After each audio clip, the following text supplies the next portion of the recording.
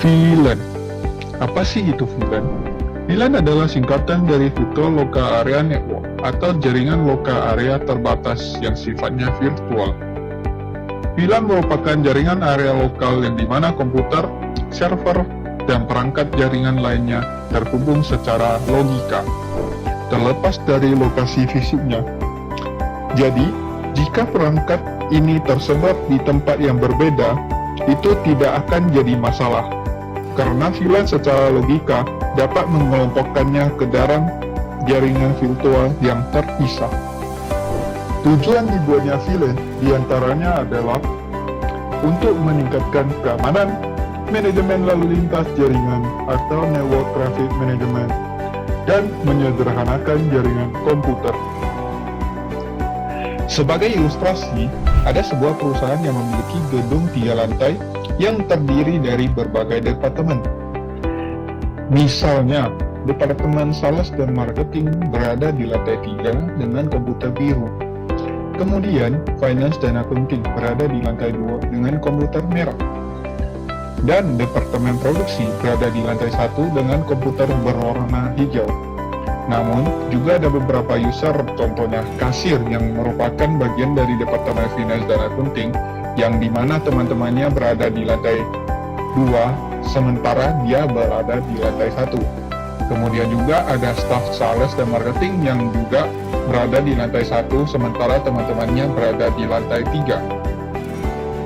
Semua komputer dari departemen yang berbeda ini saling terhubung dengan sebuah switch.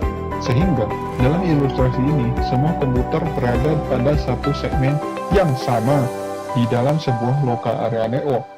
Tanpa virtual local area network, maka tidak ada pemisahan lalu lintas jaringan antar departemen.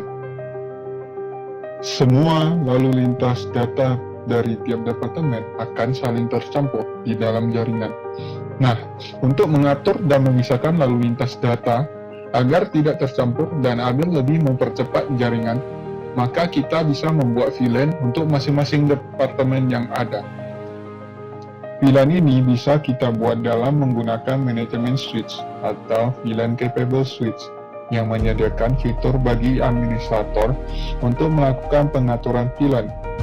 Secara logika, kita bisa membuat VLAN untuk sales dan marketing, kemudian VLAN untuk finance dan accounting, dan VLAN untuk produksi.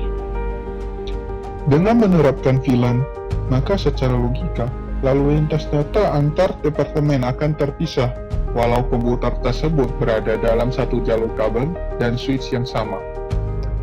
VLAN ini kita atur di sebuah switch dengan mengatur dan mengalokasikan port-port sesuai dengan VLAN yang ingin kita buat.